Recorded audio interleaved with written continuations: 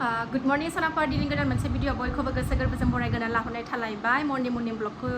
जागायनानै लालायबाय सनाफोर ओरैबादि गरम फुंनिफ्रायनो ओरैबादि दुंदों सान्दुङा थानोनो हाला गरमानो दासो दुगैखांदों गोलोमस्राव जोबनाय नै एसे ओंखारनानै लाबाय नै दुगैस्रां लोबस्रां साखि बाखि होनानै ओंखारना लाबाय नै टाइमा दा 7:10 जाबाय फिसाजोनि स्कुलाव थांनांगौ दाख्लै इउनिट टेस्ट जानायनि पेपार चेकिं दङ नालाय ओमफ्राय दिनै पेरेन्ट्स इनभाइट खालामदों थांनो ओंखारबाय आरोना सनाफोर ओंखामसे जानानै थांनोसै दाबो ब्रेकफास्ट खालामनानै थांनोसै ओंखाम आलु भाजा एवगासिनो दं आङो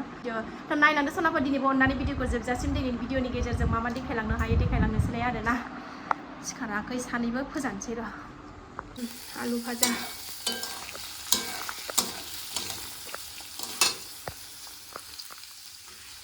आलु भाजा एवगासिनो दं आङो नै ओरै ओंखामा मोनबायानो आलु भाजा मोनबा जानानै थांनोसै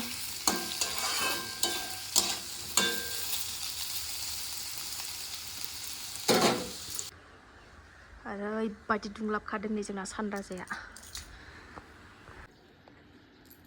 आंना फिसाया दाबो सिखाराखै नै मोखाङाबो खुख्लामना लाबाय हरनि 3टायावनो गोलैदों गान्दु होथेनानै दोनखादों आङो जिङावसो उन्दुयो नालाय गेजेराव उन्दुआ ओमफ्रायो गान्दु होथेखाबाय आङो मोननै ओमफ्राय बिब'आ मालाबानो उन्दुथ'वाखैमोन नालाय बिब'आ उनावसो उन्दुफैदों जों उन्दुलांग्रोदों फिसाजो उन्दैजों आंजों उनाव फैनानै गावहा गोबानो होननानै गान्दुखौ लांनानै लाहैबाय ओमफ्राय बि गैया हनै गान्दु होथेयासै नालाय बेलथायला उन्दुयो जालदाम गोलैबाय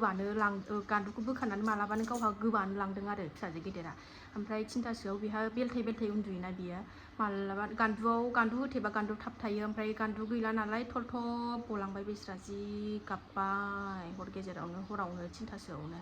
अन्थाव बाथावनो मामि सादों आइदै होननानै उन्दुलांबाय अन्थाव बाथावनो गोसोआनो मोजां मोनलायाखै आं दिनै अबावबा नांजाखो बिसोरा गोलैदों अबाव गोलैया सना अबाव नाङा आंनि जिउ गोलैदों आंनि फिसाया औ अबाव नाङा जिउ खल'आव नांदों गोलैदों दाम होनदों नोङो आयौ आंनि सिखारदेरनायानो नै मालाय लेखा फरायजोबनाय जोंना आथिङावसो फरायजोबो मालाय नै गावनो मैया खालामनानै लाजोबनाय नै लिरग्लिजोबनानै लानाय नै आथिङा सिखारद' हागिसा नै बुंबाय नोंना सिखारद' हौवा थांसै एबियाव थांसै मा स्कुलाव थांसै थुद' बाबायालाय बोलोथो बाबायाबो गैया अबाव थांखो बाबाया अबाव थांखो मा साख्रियाव थांबाय साख्रियाव थांबाय नै बिफाया मालाय साख्रियाव थांदों आंनि फिसा आयौ बाबाया साख्रियाव थांबाय दे साख्रियाव ना मेथाइ लायदों फैसा लायदों दसे थानो मेथाइ जानो ना दे थाब फै होनलाय बाबाखौ बाबा थाब फै होनलाय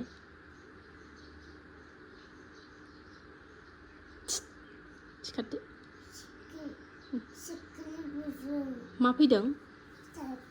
साख्रि साख्रियाव दे सिखारदो दे अरखौ आङो फिसासो होदों बायदि मोनदोंमोन मालाबानो गिदिर जानानै थाखोमानानै नै आंना आलु एवनायानो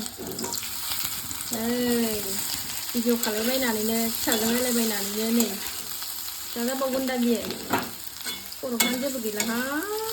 जारलासो मा होनबावनो खामख्रेंजोब्बाय नै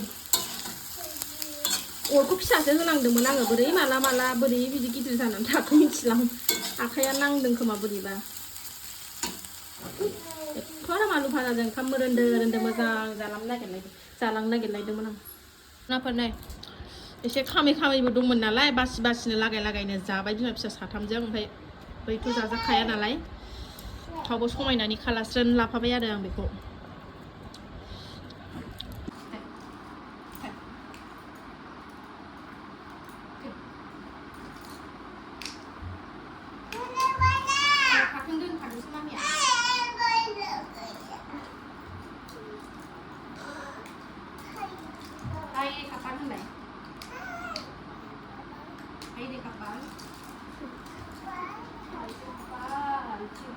আমি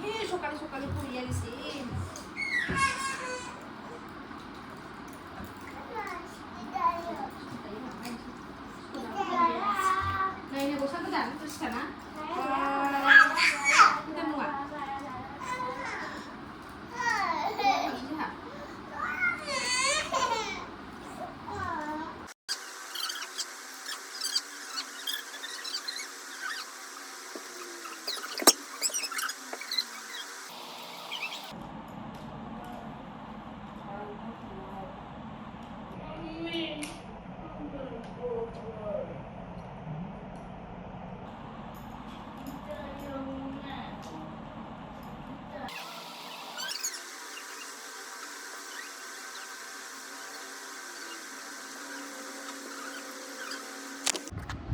थांगोन ना फैनोसै सनाफोर ओंखारबाय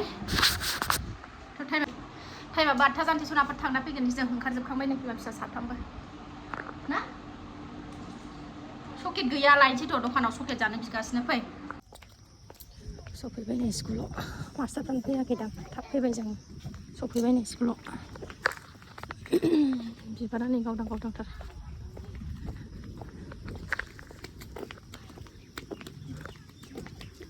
आयै आयै 8ता जानो 5 मिनिट नांबावगौ सफैबाय आरामसे मानसि बारा गैथ'आ थाब थाब नायनानै थांसै लाजिदोंसो आं माबायदि फरिखा होदोंथाय हो मामि बेसेबांबा गोजौआवसो गाखोनो बाथावथाव गोलैगोन गोलैयो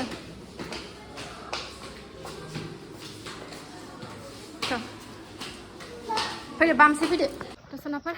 नायखांबाय ओंखारबाय नै मोजांखौनो खालायदों फिसाया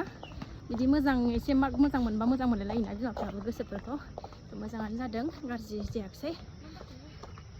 गावनि आन्थाखौ मोनदों आरो ना 30 मार्कनि नालाय एग्जामा थिगैनो दं मार्कफ्रा न'आव थांसै सनाफोर स्कुलनिफ्राय फैनानै सनाफोरनि बिमा फिसा जा बिसिनायावसो गोलांफैबाय सासे गस्ला गानबावा नै गरमखायनो नामा